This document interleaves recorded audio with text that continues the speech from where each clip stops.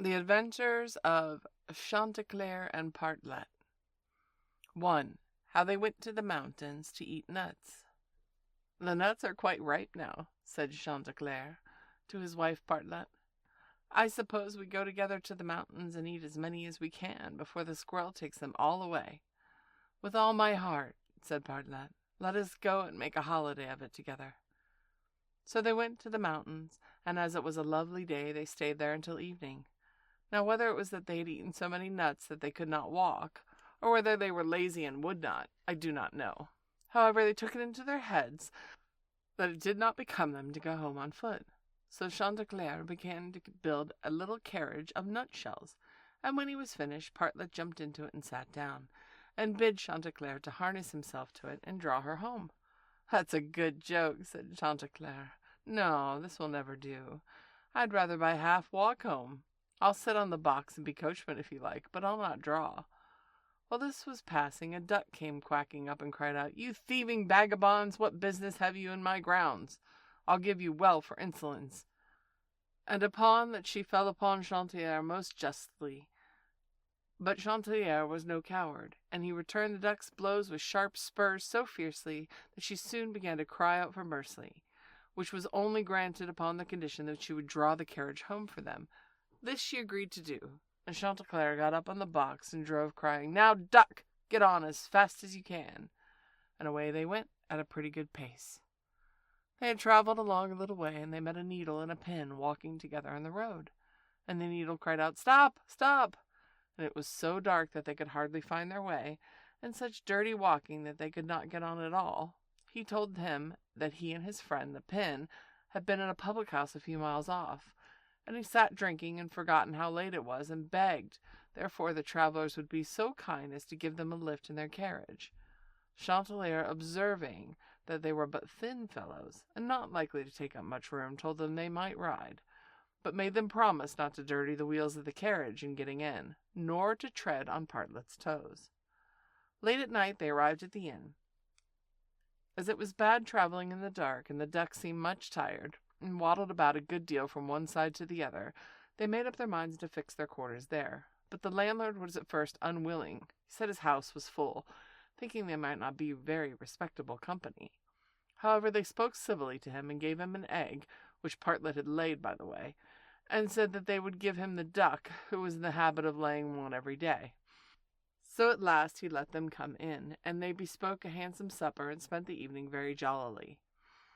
In the morning, before it was quite light, when nobody was sitting in the inn, Chanticleer awakened his wife, and fetching the egg, they pecked a hole in it, ate it up, threw the shells in the fireplace, and they went to the pin and needle, who were fast asleep. Seizing them by the heads, they stuck one into the landlord's easy-chair, and the other into his handkerchief. Having done this, they crept away as softly as possible. However, the duck, who slept in the open-air yard, heard them coming, and jumped into the brook which ran close by the inn, and soon swam out of their reach. An hour or two afterwards the landlord got up, took his handkerchief to wipe his face, but the pin ran into him and pricked him. Then he walked off into the kitchen to light his pipe on the fire, and when he stirred it up, the eggshells flew into his eyes and almost blinded him. Bless me, he said, all the world seems to have a design against my head this morning.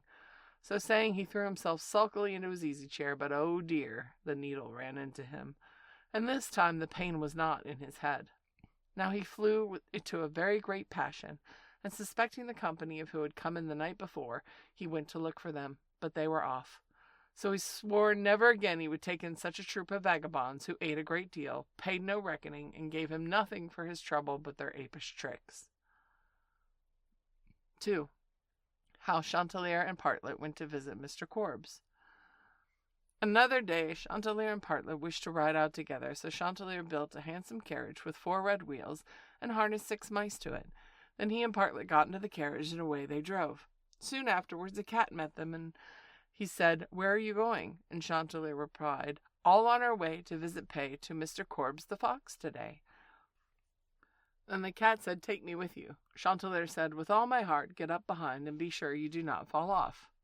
Take care of this handsome coach of mine. Now dirty my pretty red wheels nor fine. Now mice be ready, and wheels be steady, for we're going to visit to pay Mr. Korbes the fox today.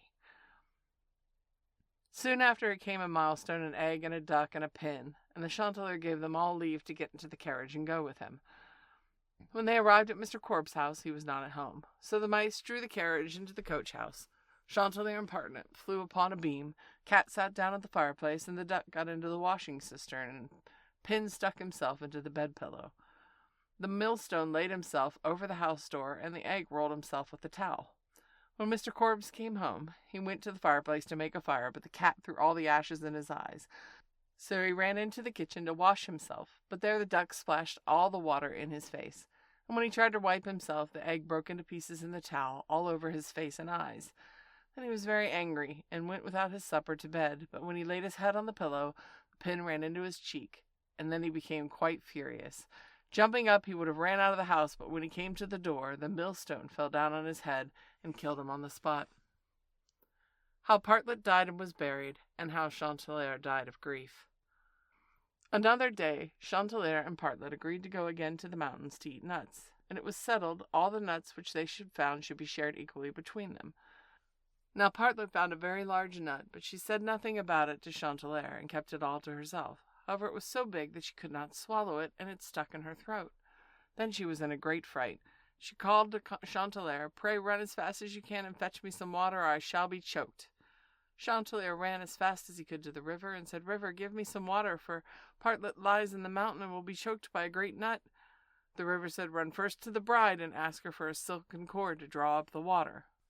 Chanticleer ran to the bride and said, "Bride, you must give me a silken cord, for then the river will give me water, and the water I will carry to Partlet, who lies on the mountain, who will be choked by a great nut." But the bride said, "Run first and bring me a garland that is hanging on the willow in the garden." Then Chanticleer ran to the garden, and took the garland from the bough where it hung, and brought it to the bride, and the bride gave him the silken cord. He took the silken cord to the river river gave him the water, and he carried the water to Partlet. But in the meantime she was choked by the great nut, and lay quite dead, never moved any more.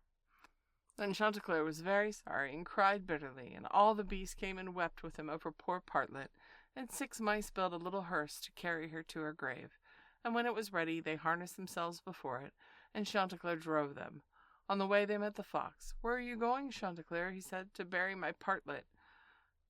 "May I go with you?" said the fox. "Yes, but you may get up behind, or my horses will not be able to draw you." And the fox then got up behind, and presently the wolf, the bear, the goat, all the beasts of the wood came and climbed upon the hearse. So on they went. They came to a rapid stream. "How shall we get over?" said Chanticleer. And then a straw said, "I will lay myself across, and you may pass over me." But as the mice were going over, the straw slipped away and fell into the water, and 6 mice fell in and were drowned. What was to be done? And a large log of wood came and said, "I am big enough. I will lay myself across the stream, and you shall pass upon me." So he laid himself down, but they managed so clumsily that the log of wood was carried away by the stream.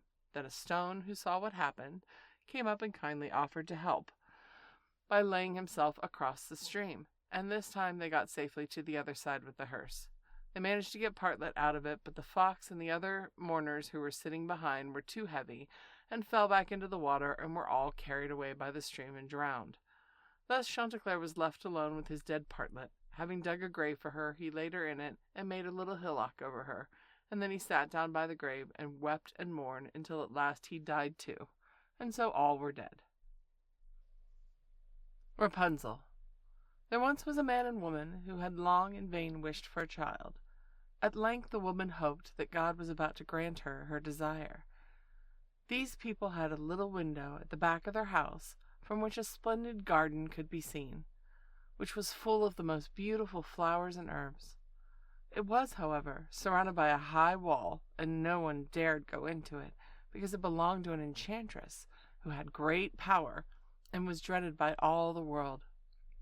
One day, the woman was standing by the window, looking down into the garden, when she saw a bed which was planted with the most beautiful Rapunzel, and it looked so fresh and green that she longed for it, quite pined away, and began to look pale and miserable. Then her husband was alarmed and asked, "What ails you, dear wife?" "Ah," she replied, "if I can't eat some of the rapine, then which is in the garden behind our house, then I shall die." The man who loved her thought, Sooner than let your wife die, bring her some of the rapine yourself, and let it cost what it will." At twilight he clambered down over the wall into the garden of the enchantress, hastily clutched a handful of the rapine, and took it to his wife. At once she made herself a salad of it and ate greedily. It tasted so good to her, so very good, that the next day she longed for it 3 times as much as before. If he was to have any rest, her husband must once more descend into the garden. In the gloom of evening, therefore, he let himself down again, but when he had clambered down the wall he was terribly afraid, for he saw the enchantress standing before him.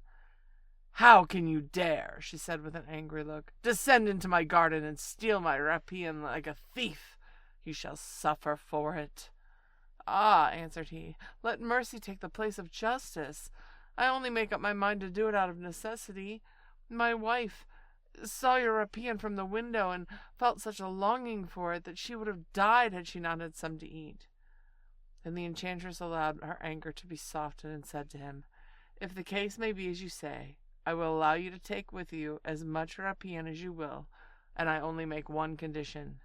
You must give me the child which your wife will bring into the world. It shall be well treated, and I will care for it like a mother." The man in his terror consented to everything. When the woman was brought to bed, the enchantress appeared at once, gave the child the name of Rapunzel, and took it away with her.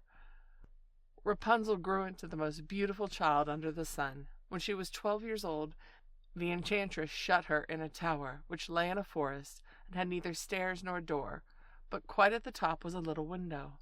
When the enchantress wanted to go in, she placed herself beneath it and yelled, "Rapunzel, Rapunzel, let your hair down to me." Rapunzel had magnificent long hair, fine as spun gold, and when she heard the voice of the enchantress, she unfastened her braided tresses and wound them down one of the hooks on the window above, and then her hair fell 20 ells down, and the enchantress climbed up by it. After a year or 2 it came to pass that the king's son rode through the forest and passed the tower. Then he heard the song, which was so charming that he stood still and listened. This was Rapunzel, who in her solitude passed her time in letting her sweet voice resound. The king's son wanted to climb up to her and look for the door of the tower, but none was to be found. He rode home, but the singing had so deeply touched his heart that every day he went out into the forest and listened to it. Once he was thus standing behind a tree, and he saw an enchantress came there, and heard her cried, "Rapunzel, Rapunzel, let down your hair to me." Then Rapunzel let down the braids of her hair, and the enchantress climbed up to her. "If that is the ladder by which one mounts, I too will try my fortune," said he. And the next day, when it began to grow dark, he went to the tower and cried, "Rapunzel, Rapunzel, let down your hair to me." Immediately the hair fell down, and the king's son climbed up. At first Rapunzel was terribly frightened when a man, such as her eyes had never yet beheld, came to her. But the king's son began to talk to her quite like a friend, and told her that his heart had been so stirred, and it had let him have no rest, that he had been forced to see her. Then Rapunzel lost her fear, and when he asked her if she would take him for her husband, she saw that he was young and handsome, and thought, "He will love me more than old Dame Gothel does." And she said yes, and laid her hand in his. She said, "I willingly will go away with you, but I do not know how to get down. Bring with you a skein of silk every time you come, and I will weave a ladder with it. And when that is ready, I will descend, and you can take me away on your horse." They agreed until that time it should come every evening, for the old woman came by day. The enchantress remarked nothing of this until once Rapunzel said to her, "Tell me, Dame Gothel, how it happens you are so much heavier for me to draw up than the young king's son? He is with me in a moment." "Ah, you wicked child!" cried the enchantress. "What do I hear you say? I thought I had separated you from all the world, and yet you have deceived me." In her anger she clutched Rapunzel's beautiful tresses, wrapped them twice around her left hand, seized a pair of scissors with the right, and snap, snap, they were cut off, and the lovely braids lay on the ground. And she was so pitiless that she took poor Rapunzel into the desert, where she had to live in great grief and misery. On the same day she cast out Rapunzel, however, the enchantress fastened the braids of her hair, which she had cut off, to the hook of the window.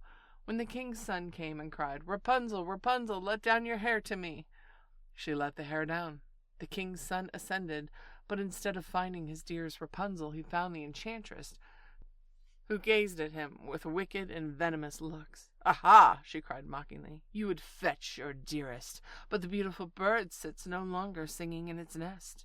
The cat has got it, and it will scratch out your eyes as well. Rapunzel is lost to you. You will never see her again." The king's son was beside himself with pain, and in his despair he leapt down from the tower, escaped with his life, but the thorns into which he fell pierced his eyes. Then he wandered quite blind about the forest, ate nothing but roots and berries, did naught but lament and weep over the loss of his dearest wife. Thus he roamed in misery for some years, and at length he came to the desert where Rapunzel, with the twins to which she had given birth, a boy and a girl, lived in wretchedness. He heard a voice, and it seemed so familiar to him that he went towards it, and when he approached, Rapunzel knew him, fell onto his neck and wept.